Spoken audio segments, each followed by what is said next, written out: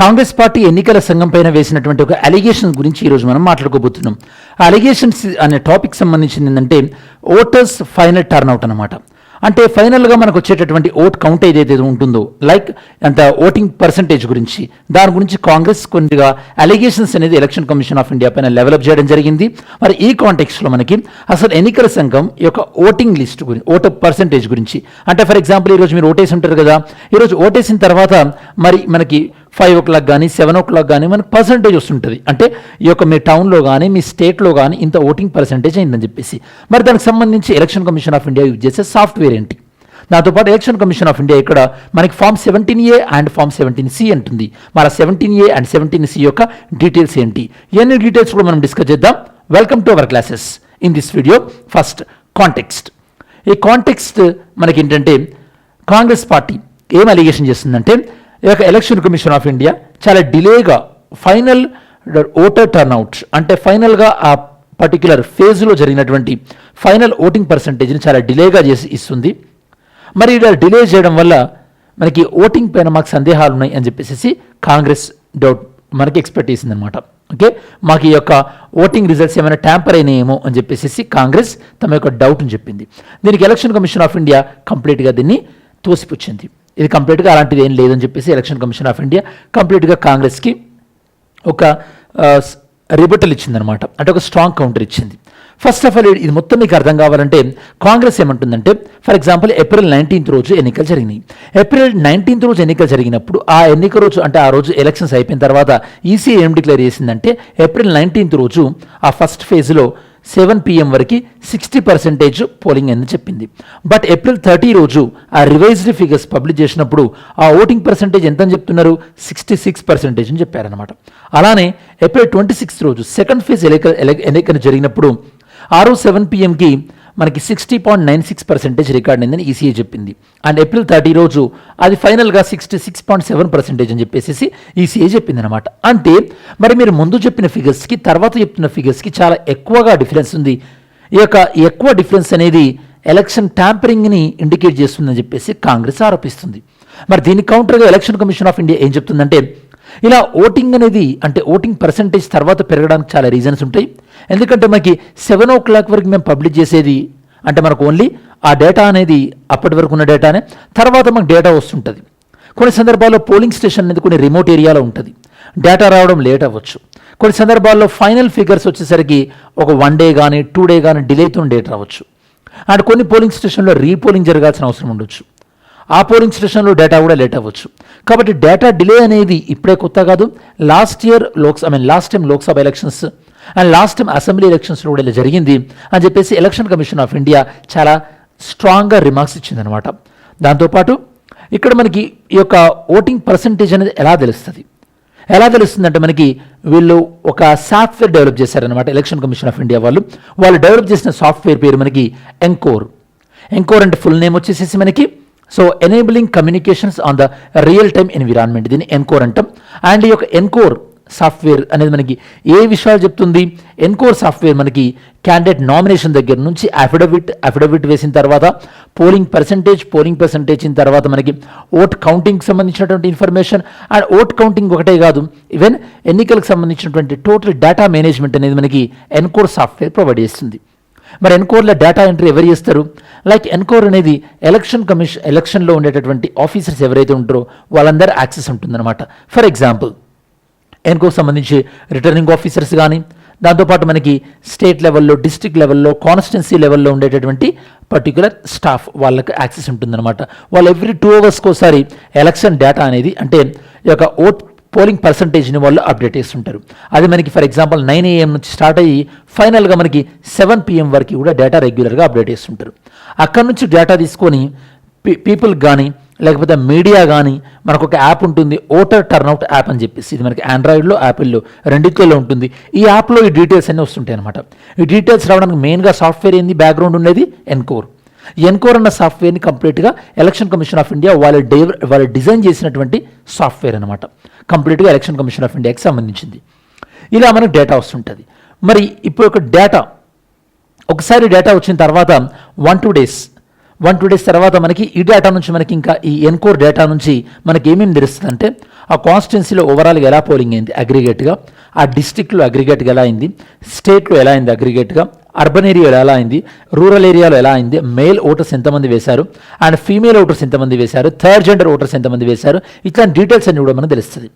మీకు ఇక్కడ simple question అడుగుతాను, ఈ ఒక 1-2 minutes తర్వాత దాని ఆన్సర్ కూడా చెప్తాను. మీన్ వైల్ మీరు పాస్ చేసి లేదా దాన్ని ఆన్సర్ తెలుసుకొని ట్రై చేయండి. ఓటర్కి దాంతోపాటు ఎలక్టర్కి డిఫరెన్స్ ఏంటి, ఓటర్కి ఎలక్టర్కి డిఫరెన్స్ ఏంటి, what is the main difference, answer చెప్పడానికి ట్రై చేయండి. నెక్స్ట్ ఒకసారి మనకి ఫైనల్ ఓటింగ్ ఫిగర్స్ వచ్చిన తర్వాత మనకి ఈ యొక్క కన్సాలిడేట్ ఫిగర్స్ ఉన్నది వస్తుంటుంది అనమాట. మరి ఎలక్షన్ కమిషన్ ఆఫ్ ఇండియా పైన కాంగ్రెస్ అలిగేషన్స్ మనకి డెవలప్ చేసింది కదా. ఎలక్షన్ కమిషన్ ఆఫ్ ఇండియా ఏం చెప్తుందంటే మేము phase 1 April 19th గురించి ఏదైతే కనుక April 30 రోజు ఇచ్చినామో ఆ డేటా కూడా ఫైనల్ కాదు, ఎందుకంటే ఇంకా ఫర్దర్గా పోస్టల్ బ్యాలెట్స్ ఆడేటటువంటి అవకాశం ఉంటుంది అని చెప్పేసి ఇక ఎలక్షన్ కమిషన్ ఆఫ్ ఇండియా చెప్తుంది. మరి పోస్టల్ బ్యాలెట్ అంటున్నాం కాబట్టి మీకు చిన్న క్వశ్చన్, ఆ క్వశ్చన్ ఏంటంటే ఇండియాలో ఉన్నటువంటి ఇండియన్ ఎవరైతే అమెరికాలో గ్రీన్ కార్డ్ కలిగి ఉంటారో వాళ్ళు ఇండియాలో వచ్చి ఓటు వేయడానికి ఎలిజిబులా కాదా, yes or no? Okay, answer చేయండి. తెలియకపోతే ఎవరైనా తెలిసిన వాళ్ళు ఉంటే తెలుసుకోండి.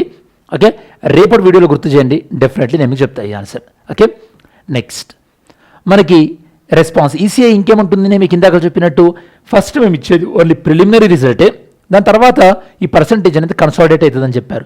ఎగ్జాక్ట్గా టీఎస్పీఎస్సీ పోస్ట్ పోన్ అవ్వడానికి అంటే రద్దు అవ్వడానికి కూడా సెకండ్ టైం వీళ్ళు అటెండెన్స్ పర్సంటేజ్ అని ఇచ్చారు చూసారా, అది ఎగ్జాక్ట్గా వాళ్ళు జడ్జి ముందు వాదించలేనటువంటి ఆ డొల్లతనం బయటపడింది. ఆ రోజు వాళ్ళు ఈ ఆర్గ్యుమెంట్ చెప్పుంటే కనుక ఓకే మాకు ఫస్ట్ వచ్చినటువంటి ఫిగర్స్ దాని తర్వాత కన్సాలిడేట్ అయినాయి, తర్వాత డీటెయిల్ డేటా తెలుస్తుంది అని చెప్పుంటే కనుక definitely they would have win the argument. Okay, but anyhow జరిగింది. నెక్స్ట్ ఏమంటున్నారు ఇంకా ఎలక్షన్ కమిషన్ ఆఫ్ ఇండియా వాళ్ళు, మేము April 30 ఇచ్చిందే ఫైనల్ ఫిగర్ కాదు, April 19th గురించి, ఈవెన్ June 4th వరకు కూడా కొన్ని పోస్టల్ బ్యాలెట్స్ కూడా ఆడైతాయి, కాబట్టి దాన్ని కూడా మీరు కన్సిడర్ చేయాలని చెప్పారు. ఈ డీటెయిల్స్ అన్నీ కూడా మనకు కొన్ని సందర్భాల్లో 1 day డీటెయిల్స్ తర్వాత రావచ్చు, పోలింగ్ ఎంత జరిగింది అనేది 2 days తర్వాత రావచ్చు, కొన్ని సందర్భాల్లో రీపోలింగ్ జరిగినటువంటి సందర్భాలలో ఇంకా కొన్ని ఎక్కువ డేస్ కూడా పట్టవచ్చు అని చెప్పేసి ఈసీఐ చెప్తుంది. ఇక్కడ ఒక ఇంట్రెస్టింగ్ థింగ్ ఏంటంటే Form 17A 17C, మీరు ఏదైనా పొలిటికల్ పార్టీకి పోలింగ్ ఏజెంట్గా పనిచేస్తే కనుక మీకు Form 17C అనేది ఖచ్చితంగా తెలుస్తుంది. యాక్చువల్లీ Form 17A కానీ 17C కానీ ఇది ఏ రూల్స్కి సంబంధించిందంటే మనకి conduct of election rules 1961 conduct of election రూల్స్కి సంబంధించి Form 17A అండ్ 17C. ఏంటి Form 17A 17C దేని గురించి చెప్తుందంటే ఫస్ట్ Form 17A చెక్ చేశారనుకోండి మీరు, Form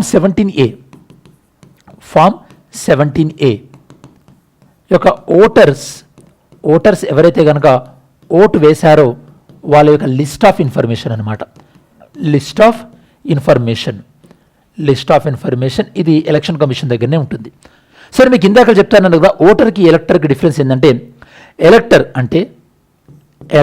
అంటే ఎవరైతే కనుక 18 years అబోవ్ ఏజ్ ఉండి ఇండియాలో ఓటు వేయడానికి ఎలిజిబిలిటీ ఉంటుందో వాళ్ళందరూ కూడా ఎలక్టర్సే.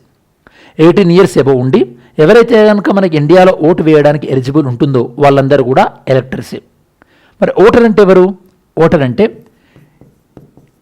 ఏ ఎలక్టర్ అయితే కనుక తను ఓటర్గా రిజిస్టర్ చేసుకొని ఓటర్ లిస్టులో పేరుండి తను ఓటు వేస్తాడో తను ఓటర్ అన్నమాట.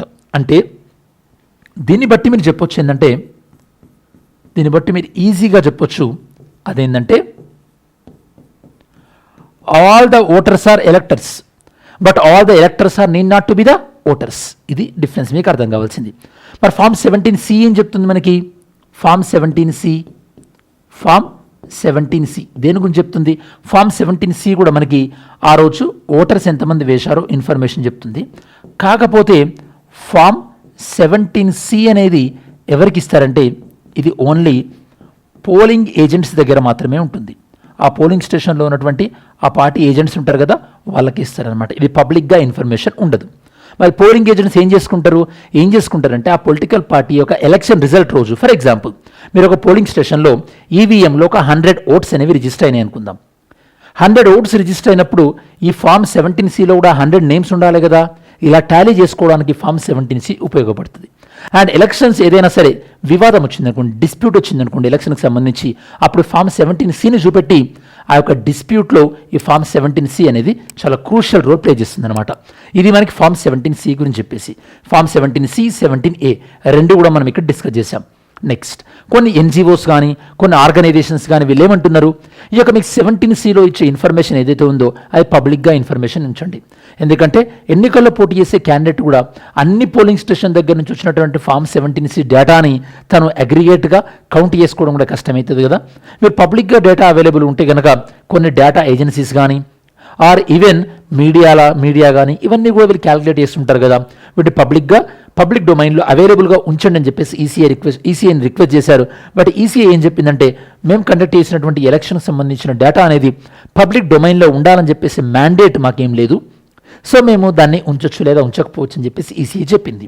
ఇది మనకు ఓవరాల్గా కాంగ్రెస్ మనకి ఈ యొక్క ఓటర్ టర్న్అవుట్కి సంబంధించినటువంటి డేటా డిలే పైన క్వశ్చన్ చేసినటువంటి టాపిక్. ఓకే, నెక్స్ట్ నిన్న మనము MCQs వీక్లీ MCQs చెక్ చేసాం కదా, దానికి సంబంధించిన క్వశ్చన్స్కి ఆన్సర్ చూద్దాం. Consider the following statement.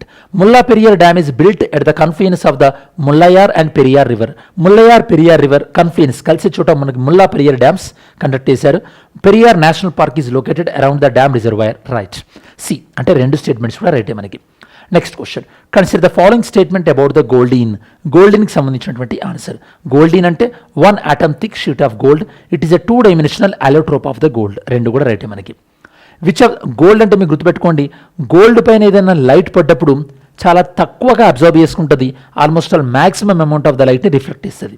అందుకోసమే మీరు జేమ్స్ వెబ్ టెలిస్కోప్లో మీరు చూస్తుంటే కనుక ఆ యొక్క ప్రైమరీ మిర్రర్ ఏదైతే ఉందో అది గోల్డ్తో కోట్ చేస్తున్నారు, జేమ్స్ వెబ్ టెలిస్కోప్. మరి జేమ్స్ వెబ్ టెలిస్కోప్ని లాంచ్ చేసినటువంటి స్పేస్ ఏజెన్సీ ఏంటి?